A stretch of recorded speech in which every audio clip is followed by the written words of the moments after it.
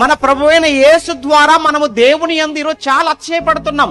ఎంత అతిశయమో తెలుసా అండి? దేవుడు నా తండ్రి అండి అని అతిశయపడుతున్నామండి. ఈరోజు నేను దేవుని కుమారుణ్ణి అతిశయపడుతున్నామండి. దేవుని పిల్లలమని అతిశయపడుతున్నామండి. అవునో కాదో ఒక్కసారి మీరు ఆలోచించండి. ఇది అందరికీ కాదండి.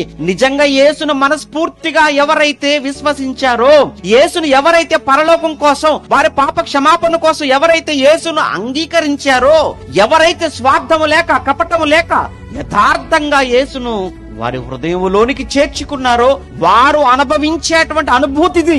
అందరికీ కాదు.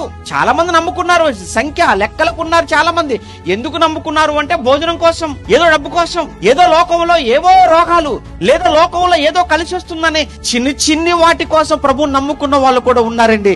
కానీ అలాంటి వారు ఏం అతిశయపడతారు చెప్పండి? దేవునిలో అలాంటి వారు ఏమని అతిశయపడతారు?